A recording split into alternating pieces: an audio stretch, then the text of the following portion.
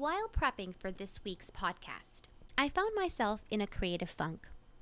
At the end of the last episode, I'd promised to outline an economic strategy that I believe will help Vermont's dying economy. But as I stared at pages and pages of notes and data about the Trump effect, about the phenomenon of economic nationalism, about Act 250, which is a 50-year-old controversial land use law in Vermont that has done more to kill business than any other regulation. As I looked at all these notes, I realized that I'm facing a critical existential question about the nature of this podcast. If you go to iTunes and look at the podcast section, you'll see that they are arranged under various genres. So there's one called News and Politics and another called Society and Culture. In the first, you'll find the likes of Ben Shapiro, Dave Rubin, and other sociopolitical commentators on the right and left. Because the objective of this podcast is to explain how right-of-center Vermonters engage with Deep Blue Vermont, you would think that writing what's left should belong under News and Politics. But I'm not so sure about that. I want this podcast to also be an avenue in which I can explore topics that really speak to me and in ways that I find interesting. Some of you may know that I'm the creator and host of an interview series called Dialogues with Meg Hansen, which airs on our local YCN network.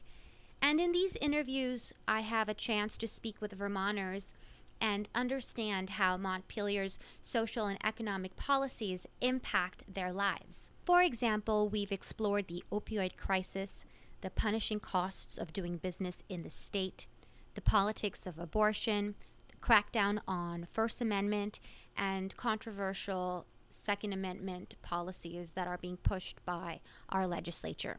The focus is on giving voice to Vermonters who don't have a platform. It's about illustrating their stories, and it's about facts. There isn't a lot of room to editorialize, and therefore this podcast is a way to give me some elbow room to delve deeper into issues that really interest me.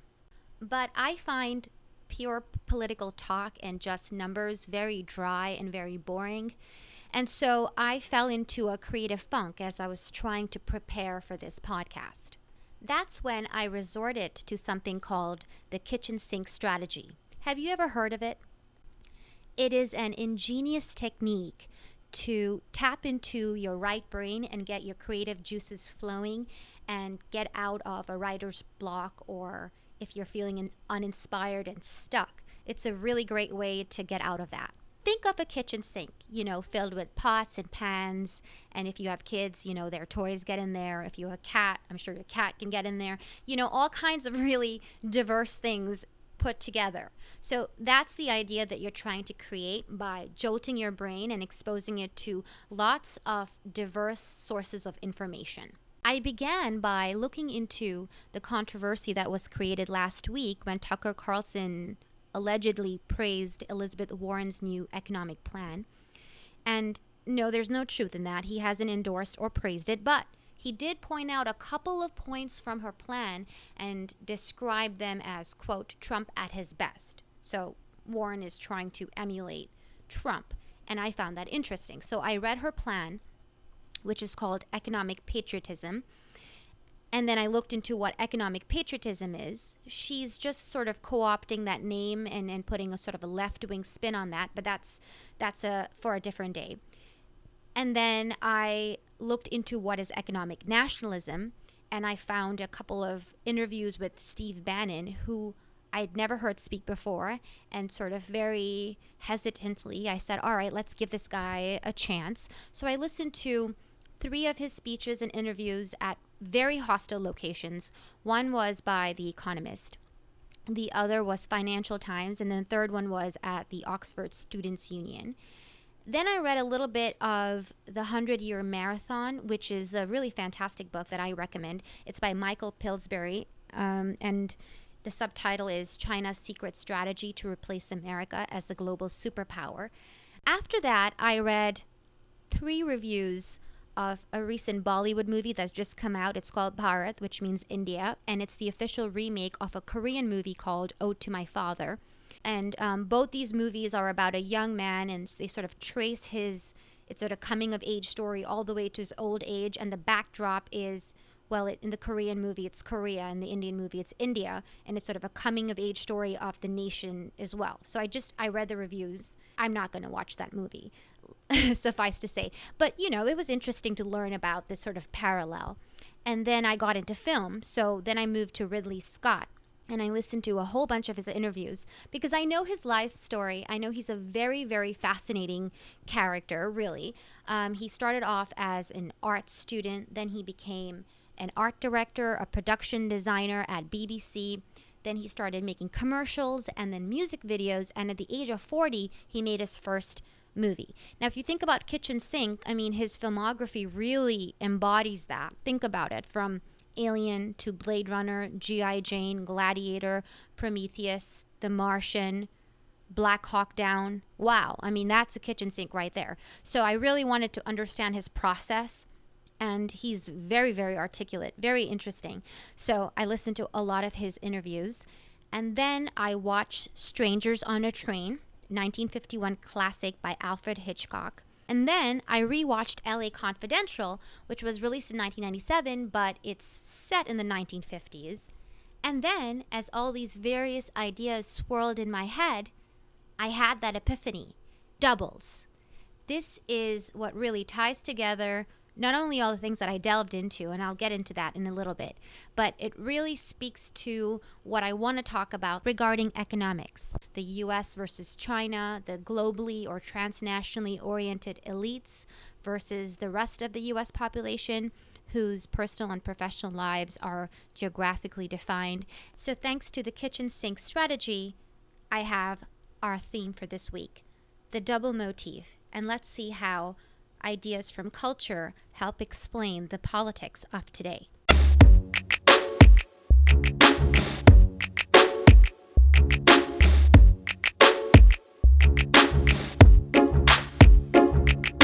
The decision to place the intro music 7 minutes into this episode was directly inspired by Bollywood, where it's not unusual for movies to feature the opening credits 10 minutes or sometimes even 15 minutes into the movie. Okay, let's get to the double motif.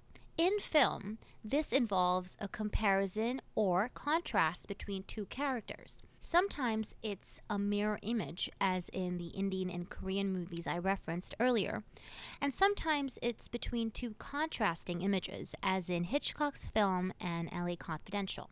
Strangers on a Train begins with a chance encounter on a train between two characters, Guy Haines, a famous tennis player, and Bruno Anthony, a gay, wealthy dandy with psychopathic tendencies. As they're talking, Bruno reveals a master plan. He wants Guy to murder his father for him, and in turn, he's willing to kill Guy's unfaithful wife. This way, they'd each be killing strangers, and so no motive could be assigned to the murders. Double murders, crisscross, as Bruno says. In LA Confidential, Wendell Bud White and Edmund Ed Exley are two cops in LA. Bud is a muscle man, very violent, but all heart, and Ed is all intellect, an intelligent and calculating political animal, all head and no heart. So in the movie, they have to evolve. Bud embraces his intelligence, and Ed grows a heart, and they come together to save the day. But this isn't a grown-up version of The Lion and the Scarecrow, where one needs a heart and the other a brain. Bud White and Ed Exley are the same person, as are Guy Haines and Bruno Anthony. And this is why, when we're talking about contrasting images in terms of doubles, that's what's so fascinating about it. The representation of one complex person as two opposing characters is a comment on identity and how one's identity is allowed to form in and by society. It is a comment on how one's familial and social environment determines which personality attributes are lauded and encouraged, while which ones are condemned. So if you think about it, What aspect of your person have you allowed yourself to manifest, to show the world? And which parts of yourself are suppressed into your shadow self, your alter ego, your double? Speaking of divides, we all know that we live in a hyper-divided nation. Now, on the surface, it might seem like the main divide is between the political right and left. But there is a far more profound and more consequential schism in the American identity today. This divide in the American national consciousness exists between the globally or transnationally oriented elites, and I believe this comprises the top 20% of US earners, and the remaining 80% of the population. The first group, the elites, are comprised of corporate executives, bureaucrats, state administrators, media conglomerates, technocrats, and upper-class professionals, for whom the world is technologically and economically integrated, and they see themselves as cosmopolitan citizens of the world, with a tenuous allegiance to the U.S. nation-state. Members of this elite class belong to both the Democratic and Republican parties. It is really a bipartisan elite. In right-of-center publications, there is much ado about how the left wants open borders, and whether immigration for the left, whether it's legal or especially illegal, is all good all the time. However, in these same publications, one dare not question free market orthodoxy. When it comes to free trade, it's all good all the time. Well, actually, trade and labor or immigration are two sides of the same coin. Unfettered, free, but unfair trade hurts lower-class Americans and the U.S. economy in the same way that open borders and illegal immigration does. Illegal immigration floods the labor pool with cheap, unskilled labor, which hurts the job prospects of lower-income U.S. citizens, especially African Americans and Hispanics. Similarly, a policy of systematic deindustrialization of the U.S. economy has taken jobs away from working-class Americans and given it away to countries like China. Following China's entry into the World Trade Organization in 2001, a Chinese middle class equal to the size of the entire U.S. population emerged. Now look at this figure. Between 2001 and 2017, the United States lost 3.4 million jobs, 3/4 of which were in the manufacturing sector. And Vermont was one of the top 10 states that were hardest hit because of this. Today, the traditional U.S. middle class no longer forms a stable class entity. It has been disappearing as millions of Americans experience steady socioeconomic decline. Alyssa Quart, who authored a book called Squeezed: Why Our Families Can't Afford America, this book was published last year, she reports that middle-class life today has become 30% more expensive than it was just 20 years ago. As millions of Americans find themselves spiraling into socioeconomic decline, the transnational elites are moving past the regressive 20th century passé idea of the nation state. I mean, who wants to belong to just one particular geopolitical entity when you can belong to the whole world?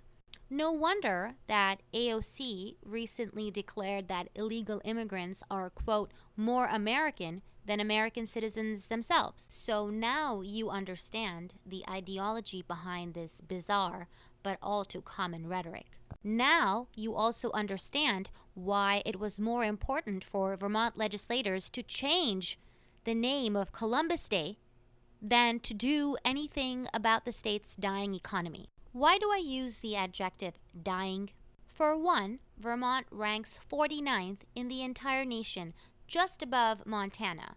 49th for private sector total compensation, which includes wages and benefits. For the first time in the history of our state, we have a negative net worth of $200 million.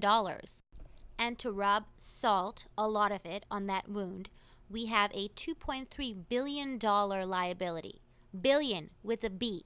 $2.3 billion liability in retiree healthcare benefits for teachers and employees. Where, oh where, is that money going to come from? For more on these depressing but very illuminating statistics, check out an article titled Vermont is in Trouble. This is written by Eric LaMontagne, the Executive Director of Campaign for Vermont, a nonprofit organization that bills itself as nonpartisan. The real divide, that of economy, and how the elites have restructured the American economy in their favor and deliberately against that of the rest. This is really the key to not only solving Vermont's problems, but that of all Americans whose livelihoods and access to opportunities for prosperity are dependent on the U.S. nation state. A wise man once said that politics lies downstream of culture. So next week, when we continue the conversation by discussing Trump and his agenda of economic nationalism or economic patriotism, you know that the motif of the double won't be far behind. Join us then.